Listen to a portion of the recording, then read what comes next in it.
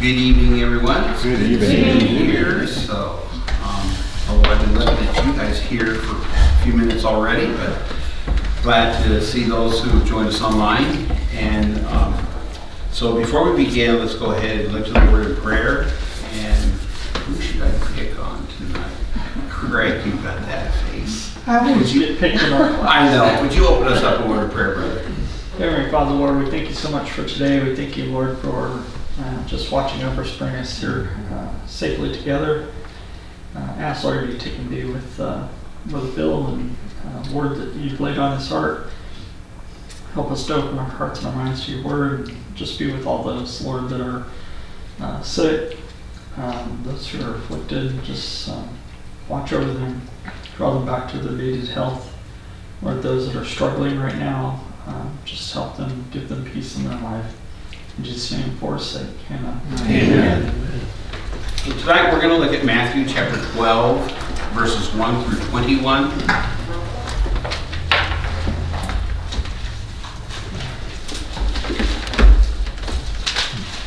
And I'll begin by saying good evening, everyone. My name is Philip Lublin, and I am a recovering legalist. The subject at hand is about legalism, and that's the title of the lesson tonight. And so I thought I would start it with that because I think we've all been in church long enough where we know the difference between legalism versus grace. We have seen it firsthand. We know, we know what the difference is here, and that's what we're going to be looking at tonight is legalism and the errors of legalism. And so with that in mind, I want to look at Matthew chapter 12, and we'll be beginning in verse 1. At that time, Jesus went through the grain fields on the Sabbath, and his disciples became hungry and began to pick the heads of grain and eat. Now, when the Pharisees saw this, they said to him, Jesus, "Look, your disciples are doing what is not lawful to do on the Sabbath." You ever had anybody talk to you like that? You can't be doing that. That's not the way a church operates. First, some context. Jesus, along with his disciples, were traveling, and they were traveling through a grain field, and they became hungry.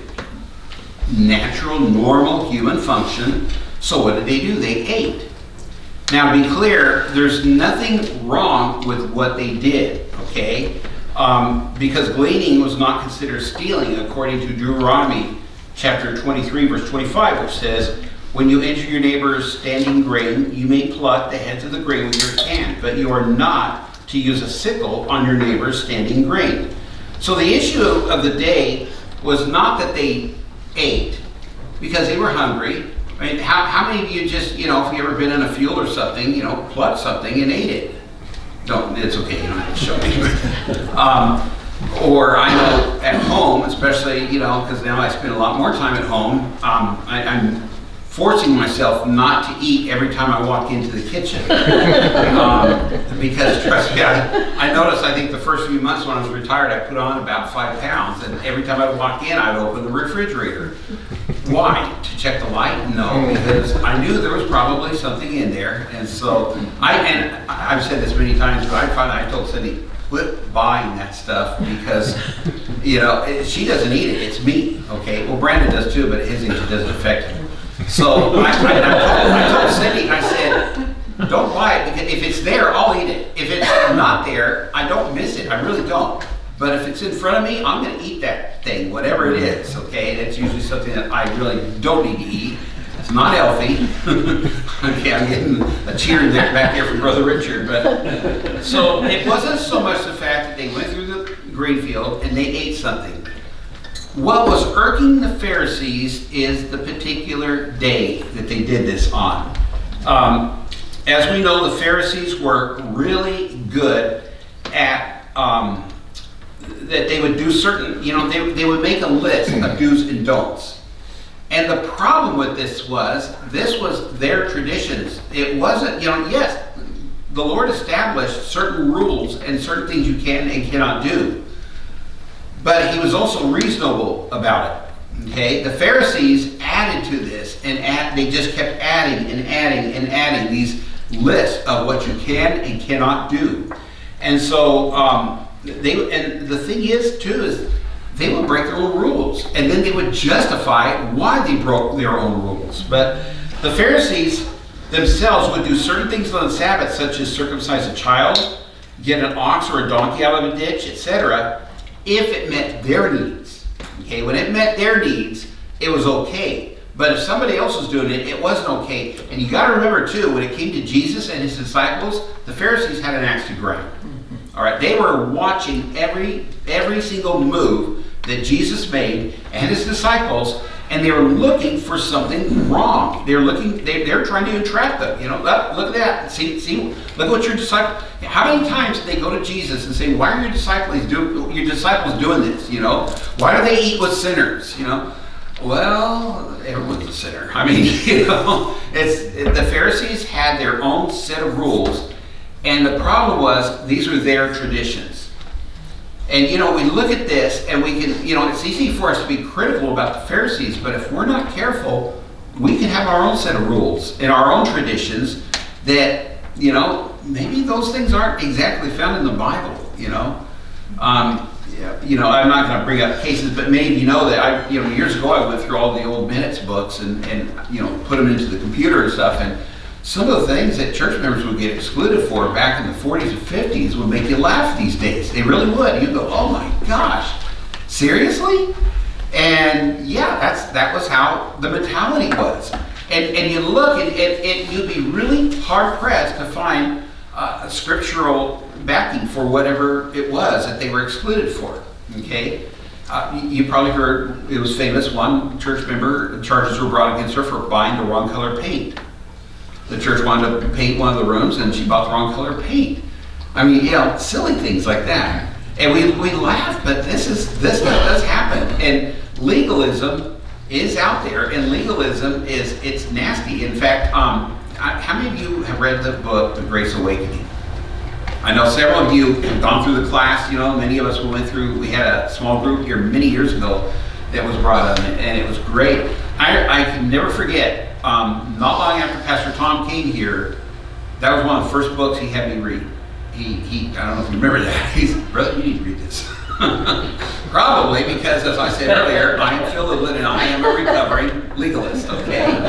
But, and I'm sure he looked at me and thought, "Oh man, that guy needs some help." So that's probably why he handed me that book. I read that book and it really did change my life. I mean, it changed my whole outlook on things, on you know, just God's love for me and you know, just what God expects of me. So so as I said earlier, when it came to preserving human life, such as eating, when it came to doing these other things, circumcision or getting your animal out of a ditch or something, the Pharisees made exceptions for that. But when it came to preserving human life, which, you know, eating is part of preserving human life, right? You know, we'll agree on that. You know, you don't eat, what happens? You shrivel up. And so some of us, myself, could use a little bit more shriveling, of course. But anyway, that was forbidden. You see the hypocrisy here. They would allow certain things, but when it came to, like I said, preserving human life, no, you can't do that. You can do it any day but on the Sabbath, you know, or during the Sabbath, I should say. So in verses 3 through 8, Jesus addresses their concerns by raising two principles. We're going to look at those. Beginning verse 3, he said to them, "Have you not read what David did when he became hungry, he and his companions, how he entered the house of God, and they ate the consecrated bread that was not lawful for him to eat, nor for those with him, but for the priest alone?" Okay, that's the first principle that Jesus raises. And what he does, he presents a simple principle illustrated by David's experience with the priest and the showbread. And this is found in 1 Samuel chapter 21, verse 3 through 6. And even though this does not concern the Sabbath, okay, David wasn't violating the Sabbath or anything like that, Jesus did remind them that the human need is more important than observing ceremonial rituals. And he rebuked their inconsistency concerning the Sabbath by citing this act of David. And why did he do this? You know, one of the things about Matthew is Matthew was written primarily to Jewish listeners or Jewish audience. And in Matthew, over and over and over, you'll find a lot of references to David and to Abraham, because these were names that were revered by the Jewish people. And so by doing, Jesus was basically saying, hey, let's go to David. What did David do? He went in and they ate, the bread from the table of showbread that only the priests were supposed to eat. Why did they do that? For the preservation of life. Okay, they were hungry. And so, continuing, verse 5, or have you not read the law that on the Sabbath the priests in the temple violate the Sabbath, and yet you are innocent? But I say to you that something greater than the temple is here. But if you had known what this means, I desire compassion rather than sacrifice, you would not have condemned the innocent. You notice what he was quoting here. He says, I desire compassion more than innocent. More than sacrifice. Boy, I'm just, my age is showing here, it's getting all messed up here. This is interesting, it seems like people throughout biblical history like to use the excuse of sacrifice for doing the service of God. You remember Saul? Remember the bleating of the sheep, when Samuel went to Saul and says, you didn't do it. Did you do everything you were supposed to do? And I'm paraphrasing. And Saul's, I did everything. I killed all the animals. I killed the people. I did everything I was supposed to do. All of a sudden in the background you hear this, and David's like, what am I hearing there? What's this bleating of the sheep I'm listening to? And, Saul was trying to make his case by saying, I brought these for sacrifice, this is for sacrifice. And what did Samuel say to Saul? You remember? To obey is better than to sacrifice. And he says, disobedience, what you've done, rebellion, is a sin of witchcraft. So the second principle that first of all, any questions or comments? I'm sorry, I'm not used to this a lot, so I just kind of keep rambling on. So. All right. The second principle that Jesus presented is also simple. The priests themselves break the Sabbath all the time. Okay? It's okay for them to do it, but not okay for anyone else. You ever known anybody with double standards like that? No? You can't do that, but I can. All right? Perhaps the Pharisees didn't understand as much about the Sabbath observances as they thought they did. And Jesus was pointing this out to them. And then he concludes with this in verse 8. He says, for the Son of Man is the Lord of Sabbath. Now let me rephrase this specifically. The Pharisees did not like hearing this. Whenever Jesus spoke about himself, make no mistake about it, he was clear to the Pharisees. They knew exactly what he was saying. And they knew that he was equating himself with God, because he was, after all, God in the flesh. And to the Pharisees, this was blasphemy. And that was one of the things that they hated him for. They did not like this. They didn't, how could he dare do this, equate himself with God? All right. Verse 8 is the key to the whole issue concerning the Sabbath. Jesus, as God, created the Sabbath. Therefore, he alone is the Lord of the Sabbath. Okay, are you following me on this? He is the master. He is the creator. Therefore, he is the Lord of the Sabbath. I could put it in modern English. It's like I can do whatever I want because I own it, I mean, he is the owner of the universe, The word Lord here means owner and master. For he was the one who gave it to Israel to commemorate their deliverance from slavery in Egypt, according to Deuteronomy 5:15. Boy, I'm getting tongue-tied tonight. Deuteronomy 5:15, and I'll just read that real quick because this is where he instituted that. And you shall remember that you were a slave in the land of Egypt, and the Lord your God brought you out of there by a mighty hand and an outstretched arm. Therefore, the Lord your God commanded you to celebrate the Sabbath day. And of course, you know, you go on beyond that, you know, with the Ten Commandments, you know, when God established the day of rest for his people. And that was a principle that God expected them to carry out. It was even a principle that he expected them to do when concerning the land, you know, and their crops. What were they supposed to do? Many of you know this. Every 7 years, what did they have to do? Let it rest. Yeah, give the land a rest. And what did they do? They did not do it. And that determined how many years they were going to be in captivity in Babylon, okay? Based on how many of those Sabbath years that they ignored. So verses 9 through 21 gives us a practical illustration of what Jesus had been saying all this time. Beginning verse 9, departing from there, he went into their synagogue. And the man was there whose hand was withered, and they questioned Jesus. Who are they? That's the Pharisees. They questioned him, asking, is it lawful to heal on the Sabbath? Trick question. All right? But Jesus is not going to fall for the trick question because he is God and he can read their minds and their hearts. He knew, I mean, well, plus, as we just read, he's the Lord of the Sabbath, okay?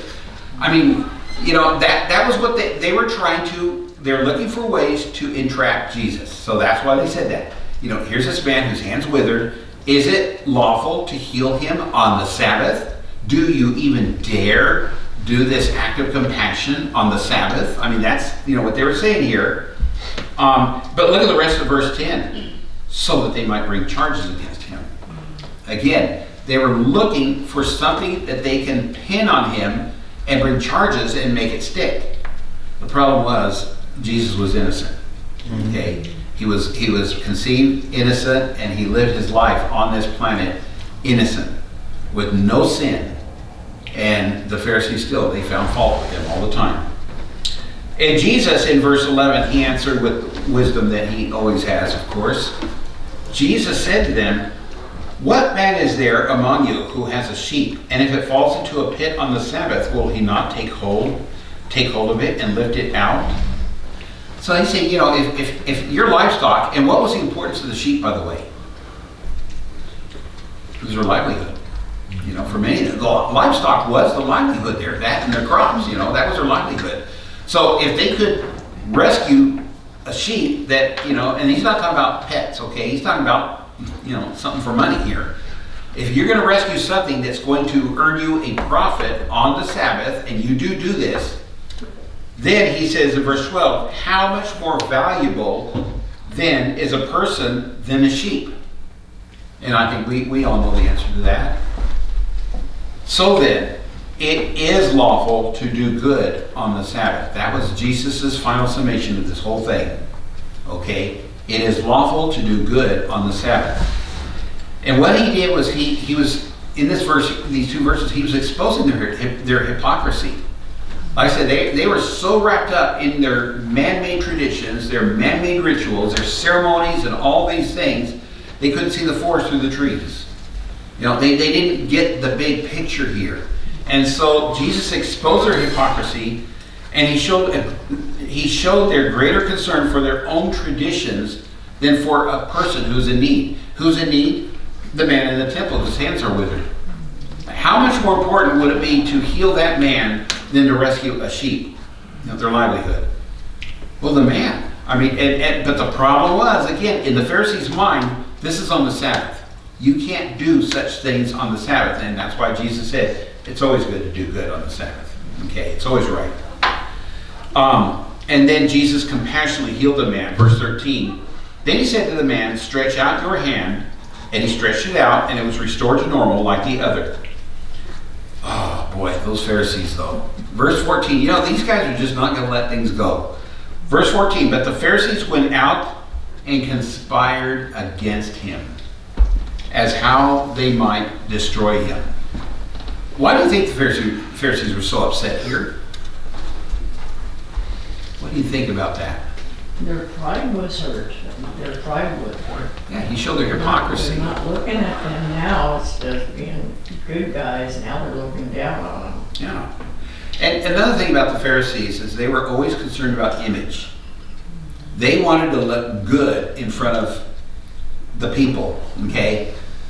Cindy and I are binging on an old TV show called Diagnosis Murder with Dick Van Dyke. I mean, you've seen it, and in the first few seasons, he had a boss at the hospital named Norman Briggs. You guys remember Norman Briggs? And Norman Briggs is one of those bosses who's concerned about nothing except for image. And like compassion could go right out the window, but image is all that matters.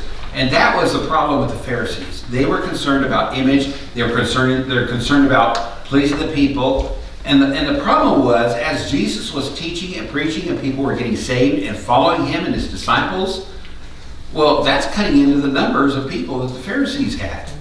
You know, he was cutting into their territory, and that upset them. That's one of the reasons why they wanted to destroy him. That, and you know, it may have been because he said he was God. I mean, you know, that probably had something to do with it as well. And so, verse 15, Jesus, aware of this, why is he aware of it? Because again, God in the flesh, he knows the hearts and minds, okay? Jesus, aware of this, went from there, and many followed him, and he healed them all, and warned them not to tell who he was. So he realized that, you know, Pharisees, there's a gathering storm, okay? He knew that. And so he withdrew from that place, and he told them, don't tell anybody who I am.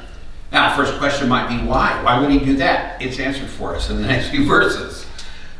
This happened so that what was spoken through Isaiah the prophet might be fulfilled. And then here's what Isaiah said. Behold, my servant whom I have chosen, my beloved in whom my soul delights. I will put my spirit upon him, and he will proclaim justice to the Gentiles. He will not quarrel, nor cry out, nor will anyone hear his voice in the streets. A bent reed he will not break off, and a dimly burning wick he will not extinguish, until he leads justice to victory, and in his name the Gentiles will hope. That was what Isaiah wrote about the coming Christ.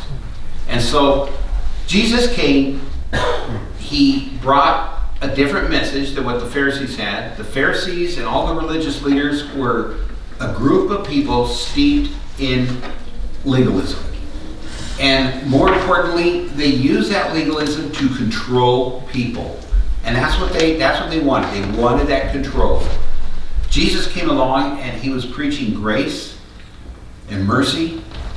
And it was a complete opposite message than what the Pharisees were doing and what the people were used to.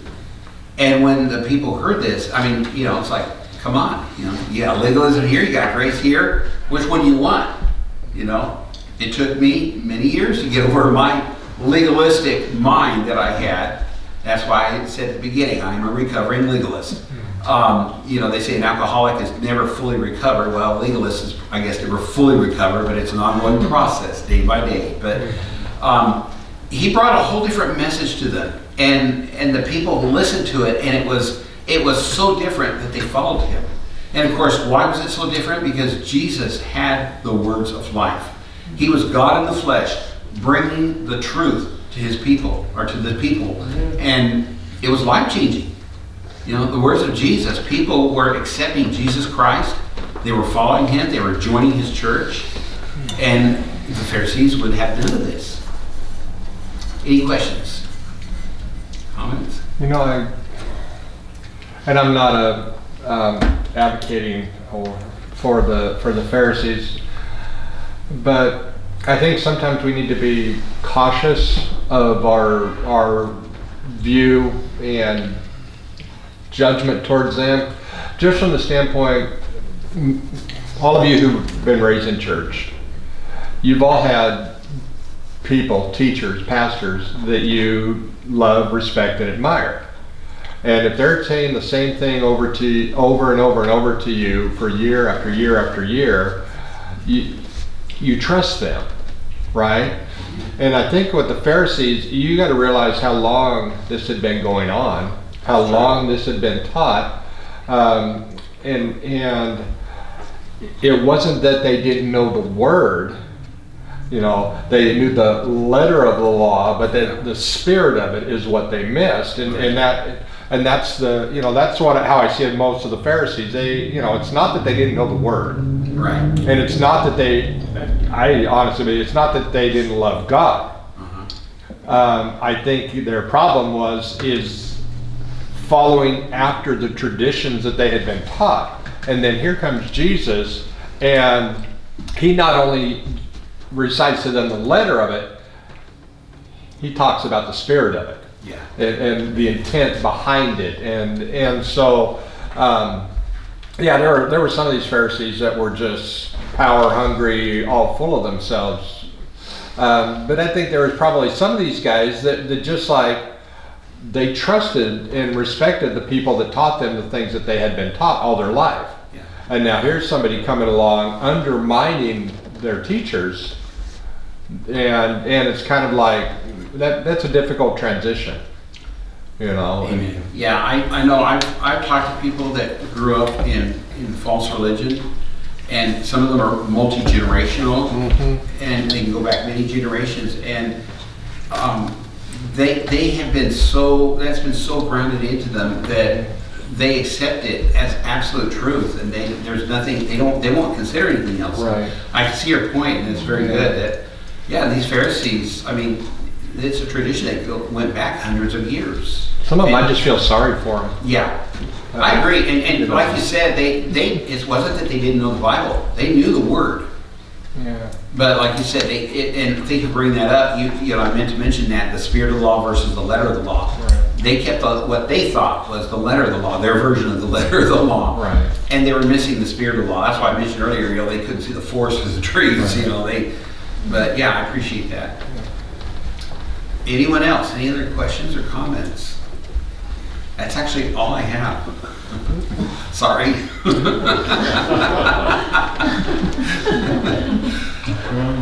Nothing else? Well, it's just like you brought up, when you look at the 40s and some people got excluded for different things because you see how things change over that, 20, 30 year period where we are 40 year periods where we're now. And it took a while for those attitudes to change and look at what it got into what it actually said, Yeah. what it was telling us. And it wasn't doing these cultural things necessarily that we decided were sinful. If I can be so bold and personal, when Pastor Tom first came here, 28 years ago almost, the difference between Pastor Tom and our former pastor was day and night, okay? I'm not going to get into it, but I found myself, we can't do things like that. We've never done that before. Because Pastor Tom brought some changes that the church frankly needed and had never gone through. And I can remember myself, thinking, oh my gosh, we can't do that. Why would we ever think about doing that? It's just, that's not the way it should be done. I had that mentality. That's why I said recovering legalist here. And I've gotten better over the years, but a lot less critical. But yeah, I really was. I was kind of critical of our new pastor, Well, he's a young man. He was younger than I am, actually. So I thought, and he and I were both in our early 30s then, or mid 30s. And yeah, mid 30s. And I remember thinking, well, he's kind of young, so maybe he just doesn't know it all yet, Well, I've learned to rethink that one too. He knows a lot. Okay.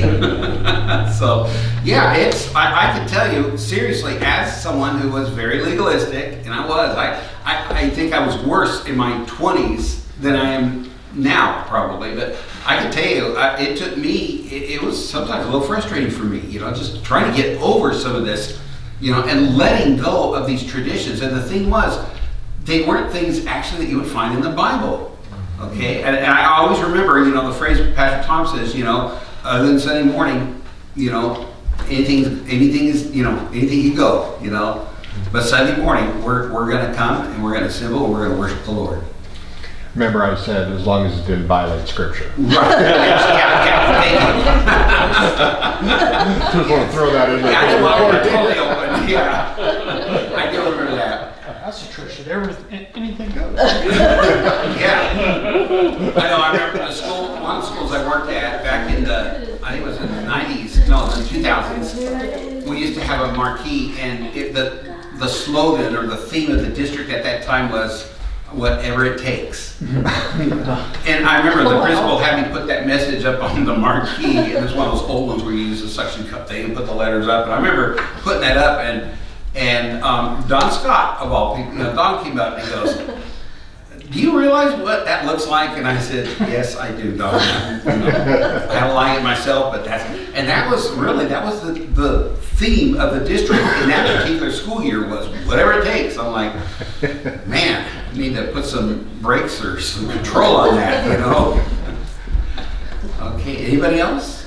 Well, they were looking for a key. They were looking for a lowly carpenter. Right.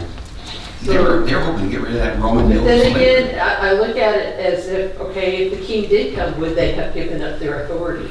Yeah, I don't think they would have. I think you're right. They wanted some security. Well, to be taught something all of your life that you're looking for, i.e. the Messiah, Mhm. and then to have him there, it's like, how many of us, that's the standard I always use, how many of us would have actually accepted?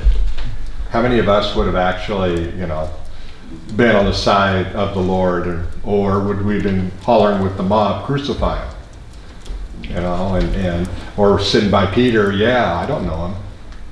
I agree. We have the advantage of history and the word. Yep. We have the completed word and history on our side. We can look back, and that's why, yeah, I agree. Yeah, I always question why they didn't get it because of I think it's in Isaiah that describes how he would come Yeah. as a lowly person, not liked by anybody, just average, he didn't look like anybody, and everything that he would have to go through. But they probably didn't go to that one verse, or that one verse passage of and read scripture. that over and over. And like Bobby said, they're looking for a king. Right, Yeah. yeah. Okay, that's all I have, like I said, tonight. Does anybody else have anything else they want to add or for the church tonight? Okay, let's go ahead and stand.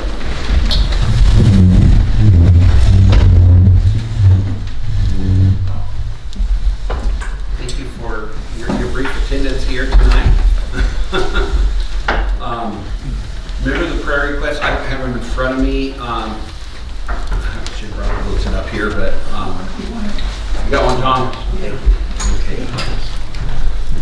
Appreciate it.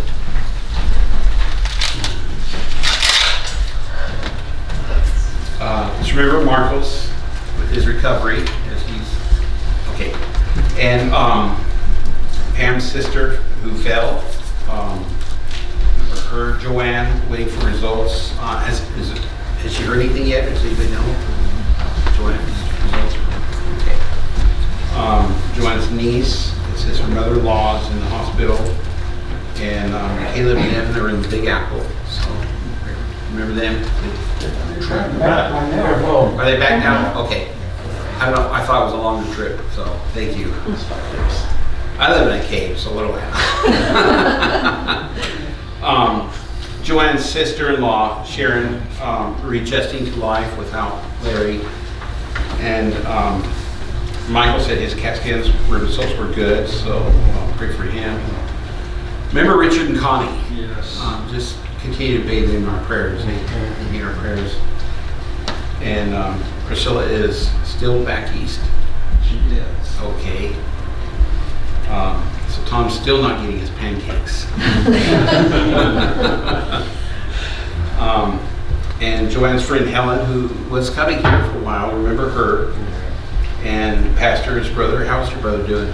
He is actually doing better. He's starting to get his strength back. But I've always said my brother Larry could work most men into the dirt. He's one of the hardest working men I've ever known. So the hardest thing for him right now is to realize he had major surgery and you're not going to go back to work tomorrow. Yeah. Which he's tried. He's trying to go back. Oh yeah. Wow. Oh yeah. He gets the Rhino Award. Wow, okay. Just a lot of things going on. God's people, pray for one another. Pray for our harvest festival tomorrow. Yes. So, some of you may have heard, but my wife is no longer employed. So, God decided that she's going to retire a year early. So, I'm fine with that. You know, it's nice to have her at home. So, anyway, just pray for her. That's an adjustment for her, and she's getting used to that. So, before, let's go ahead and Sister Kathy, I believe, would like to.